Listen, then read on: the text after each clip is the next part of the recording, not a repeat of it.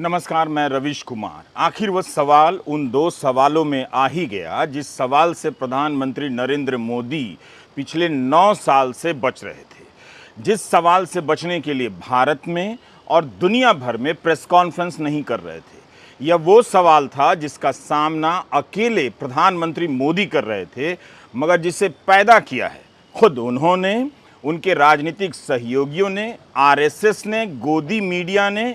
इन सभी के समर्थन से बेलगाम हो चुके धर्म गुरुओं ने, जो जंतर मंतर से लेकर हरिद्वार तक मुसलमानों के नरसंहार के नारे लगा रहे थे, जो किसी को गौ रक्षा के नाम पर घेर कर मार दे रहे थे और पुलिस कार्रवाई ना करे इसलिए महापंचायतें कर रहे थे।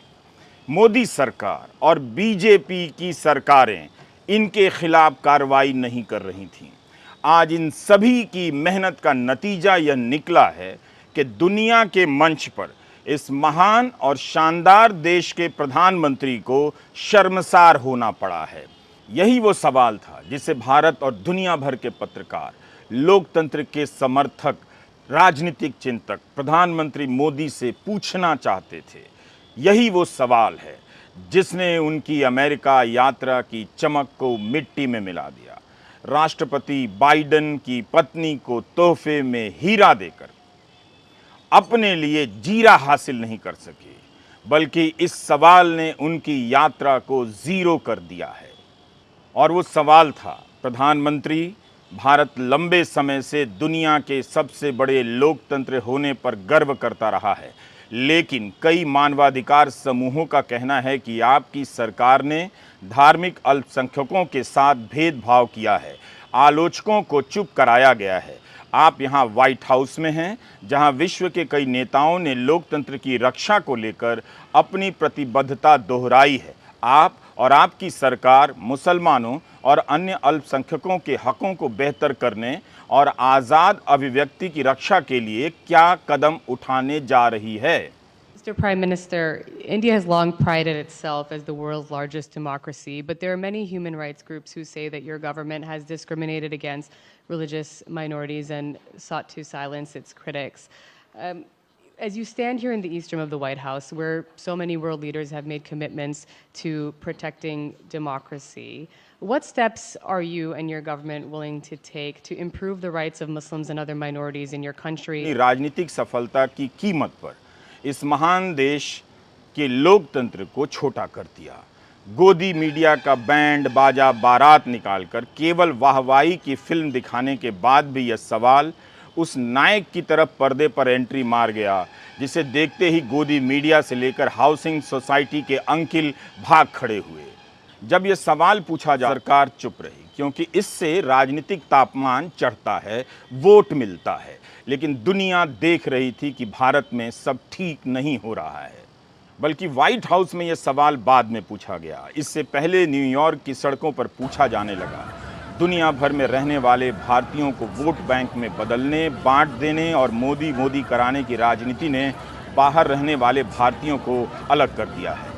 मोदी सिस्टम ने विदेश में रहने वाले भारतीयों को इतना इस्तेमाल किया कि इसकी प्रतिक्रिया इसी तरह होनी थी। एक तरफ भारतीय मोदी मोदी कर रहे थे और करवाए जा रहे थे, तो दूसरी तरफ भारतीय लोगों का दूसरा गुट अलग अलग मुद्दों को लेकर वॉशिंगटन से लेकर न्यूयॉर्क की सड़कों पर प्रधानमंत्री का विरोध कर रहा था। गोदी मीडिया ने इस ट्रक को नहीं दिखाया, लेकिन इस ट्रक पर वो सारे सवाल पूछने के लिए लिखे गए थे कि पूछिए कि उमर खालिद की रिहाई क्यों नहीं हुई, पूछिए कि महिला पहलवान क्यों धरने पर बैठी हैं। इसी ट्रक पर वो डॉक्यूमेंट्री भी दिखाई जा रही थी जिसे मोदी सरकार ने बैन कर दिया। अमेरिका में रहने वाले मणिपुर के लोग बैनर लेकर आ गए। यह वही सवाल था जो अमेरिकी कांग्रेस के 75 सांसद बाइडेन को पत्र लिखकर कह रहे थे, पूछिए मोदी से कि भारत में प्रेस की स्वतंत्रता का दमन क्यों हो रहा है। यह वही सवाल था जब अमेरिकी संसद के कई प्रतिनिधियों ने कहा कि भारत में मुसलमानों के खिलाफ हिंसा हो रही है, उनके साथ भेदभाव हो रहा है। यह वही सवाल था जब बीबीसी की डॉक्यूमेंट्री बंद कर दी गई, बीबीसी के दफ्तर में छापे मारे गए, तब भी पूछा गया। और इस डॉक्यूमेंट्री को दिखाकर अब लोगों ने दुनिया भर में विरोध जताना शुरू कर दिया है। प्रधानमंत्री नरेंद्र मिलना, अवैध रूप से रासुका नेशनल सिक्योरिटी एक्ट लगा देना, यह सब हो तो रहा था और लोगों को लग रहा था कि बिना जमानत के फर्जी केस में महीनों जेल में रखा जा रहा है। तब गोदी मीडिया, बीजेपी, आईटी सेल इन लोगों को एंटी नेशनल कह रहा था। आप असम में अखिल गोगोई और यूपी के डॉक्टर कफील खान का केस याद कर लीजिए, उमर खालिद का केस याद कर लीजिए, भीमा कोरेगांव का केस देख लीजिए। इन हरकतों से भले ही प्रधानमंत्री मोदी का वोट बैंक उत्साहित हो रहा था, मगर उसने इस उत्साह में भारत की साख दांव पर लगा दी है। हम एक बार फिर से अमेरिकी पत्रकार के सवाल को दोहराते हैं, जिसे कोई भारतीय पत्रकार पूछ लेता वहां पर, तो वहीं पर उसकी नौकरी चली जाती। इस सवाल ने मोदी मोदी के नारे लगाने वाले गोदी मीडिया के एंकरों को भी एक्सपोज कर दिया है, उनका पर्दाफाश कर दिया है कि वो ये सवाल मोदी से नहीं पूछ सके। वॉल स्ट्रीट जर्नल की पत्रकार सबरीना सिद्दीकी ने पूछा। भारत में मोदी समर्थक और आईटी सेल के लोग आरोप लगा रहे हैं कि जानबूझकर पूछा गया सवाल है, मोटिवेटेड है, ये बौखला गए हैं। इन्हें पता होना चाहिए कि यात्रा शुरू होने से पहले प्रधानमंत्री नरेंद्र मोदी ने वॉल स्ट्रीट जर्नल को ही इंटरव्यू दिया था। तब भी वॉल स्ट्रीट जर्नल ने यही सवाल पूछा था।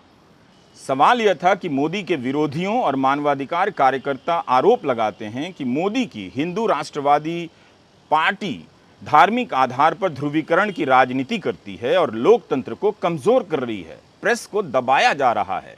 हमने आपको 21 जून के वीडियो में इस सवाल के बारे में बताया था कि कैसे इस सवाल में प्रश्नवाचक चिन्ह तक नहीं था। इंटरव्यू करने 3 रिपोर्टर गए थे, किसने पूछा पता नहीं चला। उस अखबार को भी प्रधानमंत्री ने वही जवाब दिया था जो व्हाइट हाउस में दिया और जो नेहरू के समय से दिया जा रहा है। हजारों साल से भारत एक ऐसी भूमि रहा है जहां सभी आस्थाओं को मानने वाले लोग आज़ादी, शांति और समृद्धि के साथ रहते आए हैं। आप पाएंगे कि दुनिया के सभी धर्मों के लोग भारत में रहते हैं। क्या ये कोई जवाब है? पूछा जा रहा है कि प्रेस को दबाया जा रहा है, तो जवाब दे रहे हैं हजारों साल से सभी आस्था के लोग भारत में रह रहे हैं। ये क्या जवाब है? कम से कम प्रधानमंत्री नरेंद्र मोदी कह सकते थे कि ऐसी घटनाएं हुई हैं, मगर जब भी हुई हैं हमारी सरकार ने कदम उठाए हैं। व्हाइट हाउस में वॉल स्ट्रीट जर्नल की सबरीना सिद्दीकी ने जो सवाल पूछा, क्या उसका जवाब कुछ अलग से है? आप ध्यान से सुनिए। इस जवाब में प्रधानमंत्री बात को कहां से कहां ले गए। जैसे उनसे कहा गया हो कि अच्छा लोकतंत्र क्या है उसके बारे में आप 10 लाइनें बोलकर बताइए। नहीं, उनसे सवाल पूछा गया कि आपकी सरकार आलोचकों को जेल भेजती है, मुसलमानों के साथ दुर्व्यवहार किया जा रहा है, भेदभाव किया जा रहा है, लेकिन प्रधानमंत्री नरेंद्र मोदी से सीधे सीधे जवाब देते नहीं बना। आप भी सुन लीजिए, हिंदी में ही बोल रहे हैं। मुझे आश्चर्य हो रहा है कि आप कह रहे हैं कि लोग कहते हैं नहीं, भारत डेमोक्रेसी है। और जैसा राष्ट्रपति बाइडेन ने कहा, भारत और अमेरिका दोनों के डीएनए में लोकतंत्र है। लोकतंत्र हमारा स्पिरिट है, लोकतंत्र हमारी रगों में है, लोकतंत्र को हम जीते हैं और हमारे पूर्वजों ने उसको शब्दों में ढाला है संविधान के रूप में। और हमारी सरकार लोकतंत्र के मूलभूत मूल्यों को आधार लेकर के बने हुए संविधान के आधार पर चलती है। और हमारा संविधान और हमारी सरकार, और हमने सिद्ध किया है डेमोक्रेसी कैन डिलीवर। और जब मैं डिलीवर कहता हूं तब कास्ट, क्रीड, रिलीजन, जेंडर, किसी भी भेदभाव को वहां जगह नहीं होती है। और जब हम लोकतंत्र की बात करते हैं तब अगर ह्यूमन वैल्यूज नहीं है, ह्यूमैनिटी नहीं है, ह्यूमन राइट्स नहीं है, फिर तो वो डेमोक्रेसी है ही नहीं। और इसलिए जब आप डेमोक्रेसी कहते हैं, जब डेमोक्रेसी को स्वीकार करते हैं और जब हम डेमोक्रेसी को लेकर के जीते हैं, तब डिस्क्रिमिनेशन का कोई सवाल ही नहीं उठता है। और इसलिए भारत सबका साथ, सबका विकास, सबका विश्वास, सबका प्रयास, उन मूलभूत सिद्धांतों को लेकर के, और इसलिए हम चलते हैं। भारत में सरकार के जो बेनिफिट्स हैं वो एक्सेस टू ऑल है, जो भी उसके हकदार हैं उन सबको मिलते हैं।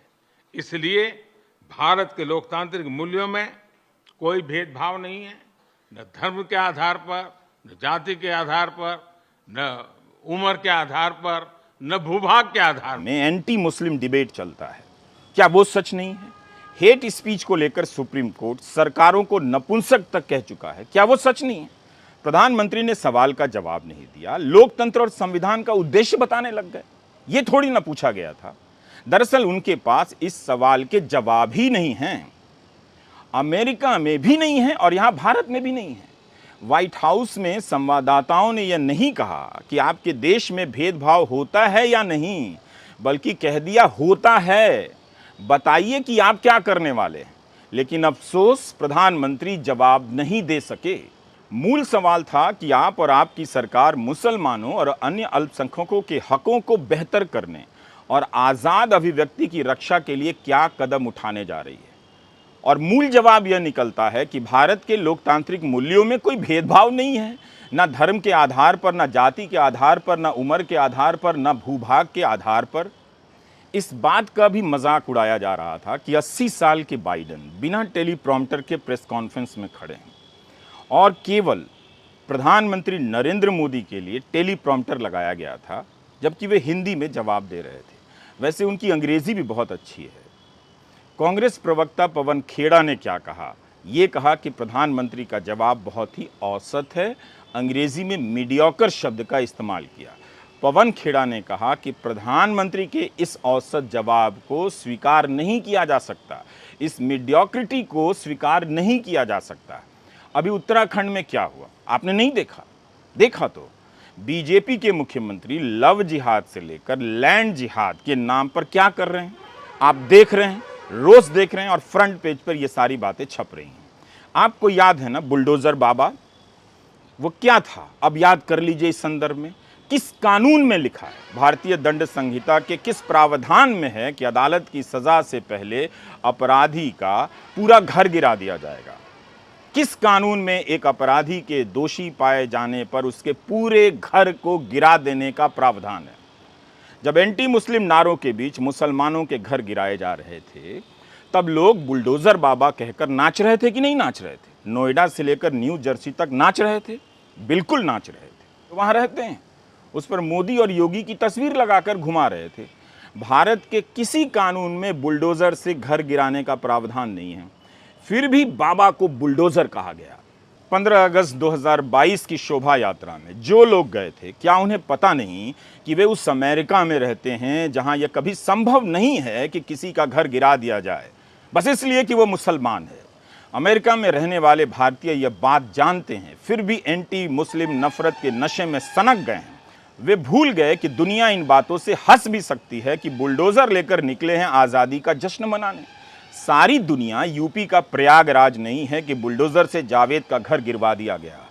दुनिया मध्य प्रदेश का खरगोन भी नहीं है कि गरीब मुसलमानों के घरों पर अतिक्रमण के नाम पर बुलडोजर चलवा दिया गया। इन लोगों ने भारत का नाम खराब कर दिया। अमेरिका में इसका बहुत विरोध हुआ।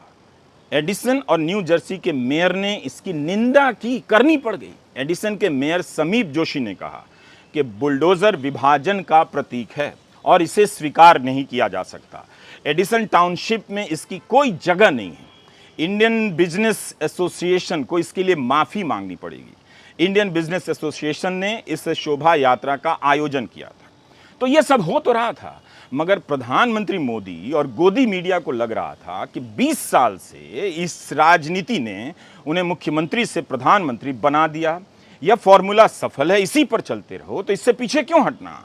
लेकिन आज उनकी इस राजनीति ने उन्हें भी और पूरे देश को शर्मिंदा किया है। यह पहला मौका नहीं कि एक बयान पर अरब देश नाराज हो गए। कतर, कुवैत, ईरान जैसे देश भारत के राजदूतों को बुलाकर अपनी नाराजगी का नोटिस थमाने लगे और माफी मांगने की बात करने लग गए। उनकी नाराजगी का यह असर हुआ कि चंद घंटे के भीतर बीजेपी को अपने 2 प्रवक्ताओं नुपुर शर्मा और नवीन कुमार जिंदल के खिलाफ कार्रवाई करनी पड़ गई। एक प्रवक्ता को पार्टी से निकाल दिया तो दूसरे को 6 साल के लिए निलंबित किया। हिंदी के कुछ अखबारों की हेडलाइन बता रही है कि कहां यह खबर कैसे मैनेज की गई, कहां यह खबर छापी गई। लेकिन अरब देशों की नाराजगी के कारण बीजेपी ने अपने प्रवक्ता को हटाया तो सही, तब भारत ने अमेरिका और यूरोप तक को झिड़क दिया था कि आंतरिक मामले में दखल ना दें। बीजेपी ने एक पत्र जारी कर कहा कि भारत सभी धर्मों का सम्मान करता है, जिसका अंग्रेजी के अखबार टेलीग्राफ ने इस तरह अपनी हेडलाइन में छापा ताकि लगे कि चोरी पकड़ी गई, मगर बीजेपी नजर नहीं मिला पा रही। आज भी गोदी मीडिया और खासकर सुदर्शन टीवी के तेवरों में कोई कमी नहीं है, जबकि इसके कार्यक्रम को लेकर सूचना प्रसारण मंत्रालय को अदालत में कहना पड़ा कि चैनल ने प्रोग्राम कोड का पालन नहीं किया, उसके नियमों की परवाह नहीं की। श्याम दीवान जैसे दिग्गज वकील सुदर्शन का केस लड़ रहे थे। जब उन्होंने एक सुनवाई के दौरान जवाब देने के लिए कुछ समय मांगा, तब न्यायमूर्ति चंद्रचूड़ ने उस वक्त एक बात कही थी। कहा कि आपका मुवक्किल राष्ट्र के प्रति असंतोष पैदा कर रहा है और यह स्वीकार नहीं कर रहा है कि भारत विविध संस्कृति का एक महत्वपूर्ण बिंदु है। आपके मुवक्किल को सावधानी के साथ अपनी स्वतंत्रता का प्रयोग करने की आवश्यकता है। क्या सुप्रीम कोर्ट की इन टिप्पणियों से वॉल स्ट्रीट के सवाल कुछ अलग थे? आपको क्यों लग रहा था कि दुनिया इन खबरों पर नजर नहीं रख रही हैं कि बदल चुका है, मगर इस सवाल ने प्रधानमंत्री को लाजवाब कर दिया। उनसे जवाब नहीं दिया गया। अब इतिहास तय करेगा कि बाइडेन ने प्रधानमंत्री मोदी को अमेरिका बुलाकर राजकीय सम्मान का मौका दिया या उनकी 20 साल की उग्र धार्मिक पहचान की राजनीति को दुनिया के सामने एक्सपोज कर दिया और शर्मसार कर दिया। इस प्रेस कॉन्फ्रेंस को लेकर ही CNN ने लिखा है कि पिछले 20 साल में जितने भी नेता राजकीय यात्रा पर अमेरिका आए हैं, उन्होंने प्रेस का सामना किया है। यह सब आपसी सहमति से ही तय होता है। लेकिन व्हाइट हाउस ने जब प्रेस कॉन्फ्रेंस के लिए जोर दिया तो शुरू में भारतीय अधिकारी मना करने लग गए। CNN ने सूत्रों के हवाले से यह खबर लिखा है कि यह वो सवाल था जो मोदी को पसंद नहीं, जिन्होंने भारत में कभी प्रेस कॉन्फ्रेंस नहीं की। भारत के अधिकारी इसी पर जोर दे रहे थे कि केवल साझा बयान हो, मगर सवाल ना पूछे जाएं। बाद में अधिकारी तैयार हो गए कि दोनों पक्ष के लोग दो सवाल लेंगे। गोदी मीडिया यह लाइन लिख ही नहीं सकता है कि भारत के प्रधानमंत्री 9 साल से प्रेस कॉन्फ्रेंस नहीं कर पा रहे हैं। लेकिन अमेरिका के कई अखबारों में यह बात प्रमुखता से छप रही है। जिस वॉल स्ट्रीट जर्नल को यात्रा से पहले प्रधानमंत्री ने इंटरव्यू दिया था, उसने भी लिखा है कि जो मोदी भाषण तो बहुत देते हैं, मगर बहुत कम प्रेस कॉन्फ्रेंस और इंटरव्यू करते हैं। उनसे वॉल स्ट्रीट जर्नल ने भारत की विदेश नीति से लेकर आर्थिक नीतियों पर 1 घंटे की बातचीत की है। पूर्व प्रधानमंत्री मनमोहन सिंह का मजाक मौन मोहन सिंह कहकर उड़ाया गया और पूरे देश में यह जज्बात भी पैदा किया गया कि भारत को एक बोलने वाला प्रधानमंत्री चाहिए, ऐसा नेता चाहिए जो बोलता हो, चुप नहीं रहता हो। आपने देखा कि कैसा नेता मिला कि जो बिना टेलीप्रॉम्प्टर के भी नहीं बोल पाते हैं और सवाल पूछने का सवाल का जवाब नहीं दे पाते हैं। आप कल्पना कीजिए कि जब भारत के अधिकारी व्हाइट हाउस में इस बात का जुगाड़ कर रहे हों कि किसी तरह प्रधानमंत्री मोदी से कोई सवाल ना पूछ दे, तब क्या भारत की प्रतिष्ठा बढ़ रही होगी? क्या व्हाइट हाउस के अधिकारियों को नहीं दिख रहा होगा कि इतने बड़े देश के प्रधानमंत्री को सवालों से बचाने के लिए कितनी मेहनत हो रही है? उन अधिकारियों पर क्या बीत रही होगी? क्या वे शर्मिंदा नहीं हो रहे होंगे? वे भी तो भारत का प्रतिनिधित्व करते हैं, लेकिन उन्हें अपने प्रधानमंत्री को सवालों से बचाने का काम करना पड़ रहा था। यह केवल और केवल शर्मनाक है। प्रेस कॉन्फ्रेंस में आएंगे और 2 सवाल लेंगे, इसकी भी घोषणा अमेरिका में धूमधाम से की गई ताकि दुनिया को पता चल जाए कि जो प्रेस कॉन्फ्रेंस से भाग रहे थे, उन्हें हम प्रेस कॉन्फ्रेंस में लेकर आ रहे हैं। ये बहुत ख़राब किया अमेरिका ने भारत के साथ और भारत के प्रधानमंत्री नरेंद्र मोदी के साथ। अमेरिका के राष्ट्रीय सुरक्षा परिषद के प्रवक्ता जॉन किर्बी की टिप्पणी भी आप ख़ास तौर से नोट कीजिए। जॉन किर्बी कहते हैं कि हम इस बात के लिए आभारी हैं कि प्रधानमंत्री मोदी इस यात्रा के अंत में होने वाली प्रेस कॉन्फ्रेंस में हिस्सा लेने जा रहे हैं। हम मानते हैं कि यह काफ़ी महत्वपूर्ण है और हमें इस बात की खुशी है कि प्रधानमंत्री भी मानते हैं कि यह ज़रूरी है ना कमाल? जो प्रधानमंत्री 9 साल में एक प्रेस कॉन्फ्रेंस नहीं कर सके, वो अमेरिका में जाकर मानने लगे कि प्रेस कॉन्फ्रेंस में हिस्सा लेना ज़रूरी है। जो खुद 2019 में ट्रंप के समय सवाल लेने से इनकार कर चुके थे। जॉन किर्बी का यह बयान बताता है कि इस यात्रा में अमेरिका उन पर भारी पड़ गया। राजकीय सम्मान देकर उन्हें राजनीतिक रूप से शर्मसार कर दिया। ये बाइडन का मास्टर स्ट्रोक था। 75 सांसद बाइडन से कह रहे थे कि मोदी से सवाल पूछिए। बाइडन ने मोदी को सवालों के सामने लाकर खड़ा कर दिया और वही सवाल पूछा गया जो उस पत्र में था। मुझे माहौल बनता रहे कि भारत का नाम हो गया है और एंटी मुस्लिम बातें चलती रहें, व्हाट्सएप में फॉरवर्ड होता रहे। क्या आप नहीं जानते हैं कि 9 साल से क्या हो रहा है इस देश में? मोदी मोदी हो रहा है और मोदी मोदी के नाम पर यही सब हो रहा है उसके पीछे। इसके लिए भारत जैसे महान देश की प्रतिष्ठा दांव पर लगा दी गई। भारत में प्रेस की क्या स्थिति है यह अमेरिका को कहने की ज़रूरत नहीं, आपको खुद पता है। हमने हज़ार नहीं लाखों बार ये बात कही है कि भारत का मीडिया गोदी मीडिया है।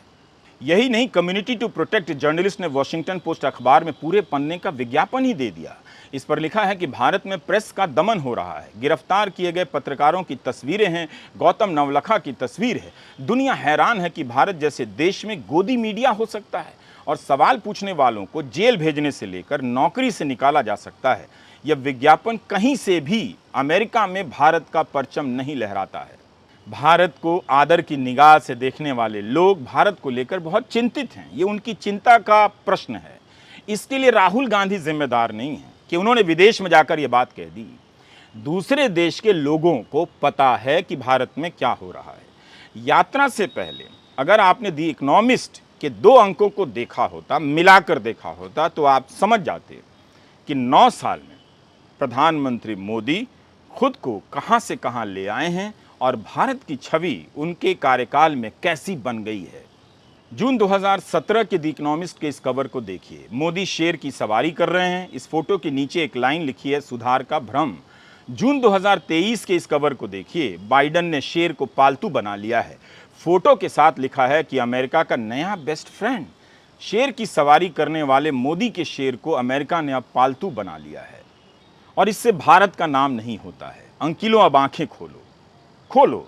क्या अमेरिका ने चीन को लेकर कुछ भी कहा कि भारत के हिस्से का अतिक्रमण किया है, अब वहां से पीछे जाइए। बीजेपी के ही सांसद हैं सुब्रमण्यम स्वामी, उन्होंने ये बात उठाई है कि भारतीय क्षेत्र में चीन के अतिक्रमण को लेकर अमेरिका ने कुछ कहा ही नहीं। तब भी चीन के खिलाफ अमेरिका और भारत की ये दोस्ती कैसी हो गई? ऐसा नहीं है कि हम लोकतंत्र को लेकर अमेरिका के रिकॉर्ड को नहीं जानते हैं, फिर भी आप वहाँ बांग्लादेश, नेपाल, पाकिस्तान, भारत से जाकर आराम से बसते हैं, नागरिकता लेते हैं और वहाँ के सरकारी पदों पर पहुँचते हैं। उसके लोकतंत्र में आज भी ये खूबी है जो भारत के लोकतंत्र में नहीं है। यह वही देश है जिसने इराक और अफ़गानिस्तान को बर्बाद कर दिया, लेकिन इसी देश के भीतर भी आज लोकतंत्र के पतन को लेकर गहन चर्चा है। बाइडन और ट्रंप के खिलाफ केस मुकदमों की फाइलें खुल रही हैं और ट्रंप अदालतों पर आरोप लगा रहे हैं, तो सवाल पूछा जा रहा है कि बाइडन के खिलाफ कार्रवाई क्यों नहीं हो रही है। अमेरिका अपने सवालों से जूझ रहा है, उसके लोकतंत्र का संकट भी बाहर आ रहा है। प्रधानमंत्री मोदी अगर स्वाभाविक रूप से जवाब देते तो इन सभी बातों का जिक्र कर सकते थे। सबरीना सिद्दीकी की तरह भारत का गोदी मीडिया या एंकर भी इस तरह के सवाल बाइडन से पूछ सकता था, मगर वो सवाल पूछने के लायक ही कहाँ रहा। लेकिन जिस जवाब के नाम पर लोकतंत्र की परिभाषा और सबका साथ, सबका विश्वास करने लग गए प्रधानमंत्री मोदी, कहते हैं कि ऐसी घटनाएं अमेरिका में भी हो रही हैं, भारत में भी हो रही हैं, यही कह देते। यह दोनों के लिए चुनौती है, लेकिन वे अपनी राजनीति के खिलाफ अगर बोल देते तो गोदी मीडिया फिर क्या करता, IT सेल क्या करता और जगह जगह खड़ी की गई हिंदू रक्षक सेनाएं क्या करती।